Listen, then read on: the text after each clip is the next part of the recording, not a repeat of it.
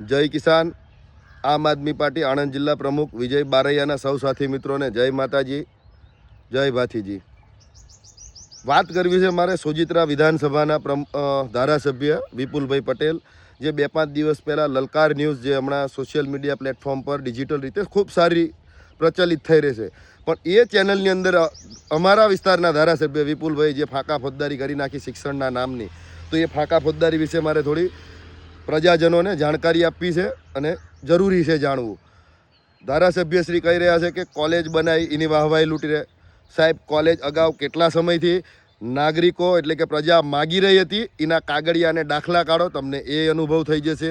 તમે નથી અને જો ભાજપ સરકાર લાવવા જ માગતી હતી, શાળા મતલબ કોલેજ બનાવી જ હતી તમારે, તો તમે કોલેજ બનાવી હોત તો 35 વર્ષ થયા તમારા શાસનને, તો આટલી લેટ કેમ બનાવી? વાહવાઈ લૂંટવા માટે. ખોટું છે. હજુ તમે શિક્ષણની જ વાત કરો છો તો કોલેજની ત્યાં બીજી પેરામેડિકલ, એન્જિનિયરિંગ આવી બધી કોલેજો નથી, તો એ કોલેજો ભણવા માટે અમારા દીકરા દીકરીઓને જવું પડે છે. આણંદ, વિદ્યાનગર ત્યાં ભણવું પડે છે, નડિયાદ જવું પડે છે. તો એ દીકરા દીકરીઓને ભણવા માટે ત્યાંથી ટ્રાવેલિંગ વ્યવસ્થા એટલે કે બસ, દીકરીઓને મફત પાસ ને આ પાસ. તમારી આ કહાની ખુલ્લી પાડું. વીટકોસ ચાલી રહી હતી, આપશ્રીએ બંધ કરાવડાવી દીધી વીટકોસ, જેમાં ઘણા દીકરા દીકરીઓ સમય બચાવવા માટે થઈને એનો યુઝ કરીને સમયે પહોંચતા હતા. તમે બંધ કરાવી, પરીક્ષાના સમયે જ બંધ કરાવી. દીકરા દીકરીઓને ભણવામાં ચિંતા વધી. સરકારી બસો જે જતી હતી એનો આંકડો તમારે સાહેબશ્રી જાહેર કરવાનો થાય કે કેટલા ગામોથી કનેક્ટિંગ બસ સીધી આણંદ માટે જઈ રહી છે, કે દીકરા દીકરીઓને 2-3 બસ બદલીને આણંદ ભણવા માટે પહોંચવું ના પડે. એમના સમયની કિંમત થાય. એ કિંમત ના થઈ એટલે શું નુકસાન થયું? દીકરા દીકરીઓનો સમય બગડ્યો. એમના મા બાપને પોતાનું કામ ધંધો કે જે પણ ખેત મજૂરી કરી રહ્યા છે એ છોડી, બાઇક નથી તો રિક્ષા, રિક્ષા નથી તો બાઇકમાં પેટ્રોલ પુરાવીને ત્યાં લઈ જવા પડ્યા અને પરીક્ષા પાવડાવવી પડી. આના જવાબદાર તમે અને તમારી ભાજપ સરકાર છે. તો તમે આનો વાત કરો. તમે એજ્યુકેશનની વાત કરો છો તો સોજિત્રા મત વિસ્તારની અંદર કેટલી શાળાઓમાં શિક્ષકોની ઘટ છે, કેટલા વિષયના શિક્ષકો નથી એ તમે જાહેર કરો. કેટલા પ્રવાસી શિક્ષક લીધા, એમના એજ્યુકેશન વિશેની માહિતી તમે એ જાહેર કરો. નકરી ફાંકા ફોજદારી શિક્ષણની કરે વિપુલભાઈ, શિક્ષણ નહીં આવે. અને બીજી હવે વાત કરું તમે શિક્ષણની, શિક્ષણની તમે વાત કરતા હતા, યુપીએસસી થાય, કલેક્ટર થાય ને આઈપીએસ થાય. સાહેબ, અમારા લોકો એટલે કે ઓબીસીના લોકો, ઓબીસી ક્ષત્રિય સમાજના લોકો સૌથી વધારે તમારા મત વિસ્તારમાં છે, તો એ મત વિસ્તારમાં તમે યુપીએસસી નહીં બનવા દેવા માટેના તમારા કાવતરા છે. કેમ કે તમે ઇન્ટરવ્યૂ પ્રથાની અંદર અમારા દીકરા દીકરીઓ પ્રિલિમ અને મેન્સમાં સારા માર્ક્સ લાવે છે ને, ઇન્ટરવ્યૂમાં તમારા લોકો બેઠા છે જે એમના માર્ક્સ કાપી નાખે છે, અને જેના કારણે અમારા દીકરા દીકરીઓનું સિલેક્શન નથી થઈ રહ્યું. આના તમે 10 વર્ષના ડેટા લઈને બેસો, હું તમને આના જવાબ આપવા માટે તૈયાર છું. ઓબીસીનું મેરિટ કરતાં ઈડબ્લ્યુએસનું મેરિટ આજની તારીખમાં નીચું જઈ રહ્યું છે. સીધું નુકસાન ઓબીસી સમાજને છે. મત વિસ્તારમાં સૌથી વધુ ઓબીસી છે, એમના જ મતથી તમારે જીતવાનું છે, તોય તમે એમના દીકરા દીકરીઓના ભણતર અને શિક્ષણનું શું કહેવાય સત્યાનાશ કરવા બેઠા છો અને શિક્ષણની વાતો કરો. સાહેબ, થોડીક તો લાજ શરમ કરો યાર. સાવ આવું હોય? કેટલી સીમ શાળાઓ બંધ કરી દીધી તમે. સીમ શાળામાં કોના દીકરા દીકરી ભણતા હતા? ઓબીસીના દીકરા દીકરી ભણતા હતા. એમને નુકસાન તમે પહોંચાડ્યું. કોલેજની વાત કરો છો કે હું ફી ભરી દઉં છું દીકરીઓની. કેટલી દીકરીઓનું ભણતર બંધ થયું. દૂર મા બાપ ભણવા જવા દેવા તૈયાર નથી, અને જાય છે તો દીકરી ભણાવો ને લાશ લઈ જાઓ તમારી યોજના છે. કોઈ તપાસ કશું થતું નથી, એ તમારે બોલવું નથી. અને હવે તમે વાત કરો ક્રોકોડાઇલ પાર્ક બનાવું છું, નામ કરું છું. સાહેબ શ્રી, લોકોનો વિકાસ થાય, સમાજનો વિકાસ થાય, વિસ્તારનો વિકાસ થાય એવા કામ કરો. પોતાના આર્થિક લાભ માટે, પોતાનો આર્થિક મજબૂત થવા માટે, તમારા આજુબાજુના 2-5 જણાને આર્થિક મજબૂત બનવા માટે તમે આ ક્રોકોડાઇલ પાર્ક, હું એમ કહું છું ત્યાં જે તમે ખર્ચો કરી રહ્યા છો એના બદલામાં તમે યુપીએસસીનું સેન્ટર ખોલો. તમારા મત વિસ્તારની અંદર તમારે બનાવવા જ છે કલેક્ટર. કરો મફત શિક્ષણ, યુપીએસસીના સેન્ટર ખોલો. સારા સારા શિક્ષકો લાવો, દિલ્હીથી મગાવો, ગાંધીનગરથી મગાવો અને ભણાવો દીકરા દીકરીઓને. અને ઓબીસીને સ્પેશિયલ ભણાવો.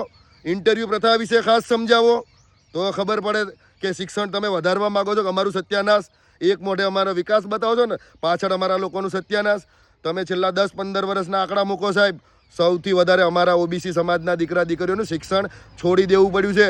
સૌથી વધારે ચાલુ ભણતર છોડનારા દીકરા દીકરીઓ તો અમારા ઓબીસી સમાજના છે, કેમ કે તમે શાળાઓ બંધ કરાવી દીધી, એમના આર્થિક લાભ બંધ કરાયા. જેમ એસસી સમાજને ફ્રી શિપ કાર્ડ મળે છે ભણવા, એમ અમારા દીકરા દીકરીઓને ફ્રી શિપ કાર્ડ નથી મળી રહ્યા, એમને ભણવામાં સહાય નથી મળી રહી. ઠાકોર કોળી વિકાસ નિગમની અંદર અમારા લોકોને ભણતરની લોન નથી મળી રહી. તો આ બધા મુદ્દા જરૂરી છે. તમારા મત વિસ્તારમાં સૌથી વધુ ક્ષત્રિય ઓબીસી છે, તો એમના દીકરા દીકરીઓને ભણાવવા માટે ઠાકોર કોળી વિકાસની લોનો છે, એમને વિદેશ ભણવા જવા માટેની લોનો છે. આ મુદ્દા લાવો સાહેબ. આ ક્રોકોડાઇલ પાર્ક વિકાસ તમે જે વિકાસની વાતો કરો છો, ખંભાતના ધારાસભ્ય જે ભૂતપૂર્વ CR પાટીલ એમના વખાણ કરતા હતા કે ના કોઈ ધારાસભ્યને કામ શીખવું હોય તો મયુરભાઈ પાસે શીખો. 300 કરોડના કામ ને આટલા કરોડના કામ, જે તમે લાખો કરોડની તો કિંમત વેલ્યુ જ નથી રહેવાતી. નાના માણસને પૂછો લાખ કરોડ એટલે શું. અમારા ટેક્સના પૈસાનો તાઇફો બંધ કરો. 300 કરોડના કામ કર્યા અને વિકાસ કરી દીધો. ખંભાતના લોકોની આંખ બંધ થઈ જાય છે એ વિકાસ જોઈને કે 300 કરોડના કામ થઈ ગયા, એટલું બધું ચમક આવી જાય છે. મીંડું શૂન્ય છે. લાખો રૂપિયાનું પાણી બનાવ્યું તમે, એવી જ રીતે તમે અત્યારે સોજિત્રામાં લાખો રૂપિયાનું પાણી બનાવવાનું ધંધો કરી રહ્યા છો અને નાના માણસોને હેરાન કરવાના, ડિમોલેશન કરાવવાનું ખોટું. જરૂર નથી ત્યાં ખોટું ડિમોલેશન. જ્યાં જરૂર છે ત્યાં મળતિયાઓને આગળ રાખી ઇમ્પેક્ટ ફી ભરાઈને કાયદેસર કરાવવાનું. સાહેબ તમારી આ બધી નીતિ ખુલ્લી પડે છે અને લોકો જાણે છે. હવે તો લોકો ભણેલા છે, તમે નથી ભણાયા. એમના મા બાપે કાળી મહેનત મજૂરી કરીને ભણાયા છે. માંડ ભણતા થયા દીકરા દીકરીઓ, અને તમે આ ફાંકા ફોજદારી શિક્ષણની કરીને કરો છો. અને તમે કહો કોલેજ, કેટલી કોલેજમાં શિક્ષક પૂરા છે? કોલેજની બિલ્ડિંગ કેટલી છે ગણાવો.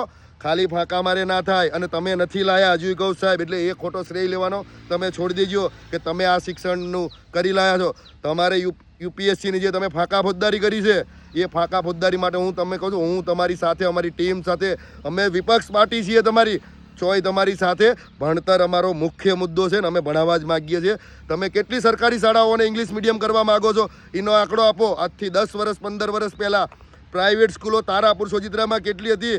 તમારા ઈશારે કેટલી પ્રાઇવેટ સ્કૂલોના રાફડા ફાટ્યા. ગરીબ મા બાપની તાકાત નથી ત્યાં ભણાવી શકે.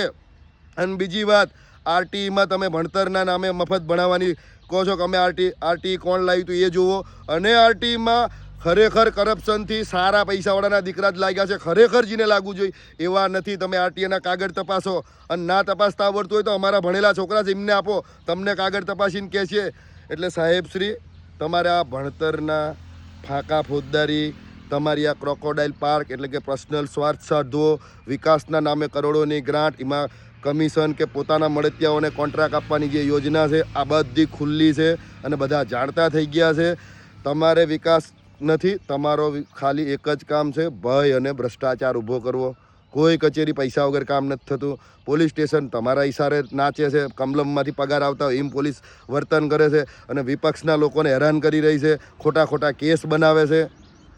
તમારા ઈશારે કેસ બનાવવાવાળા અધિકારીઓ ફસાઈ રહ્યા છે. કોર્ટ મેટરમાં, અરજીઓમાં એમને હેરાનગતિ થઈ રહી છે. તમારા ઈશારે કરી નાખે, કરીને પછી તમે એનું કંઈ કરો નહીં, એટલે અધિકારી બિચારા હેરાન.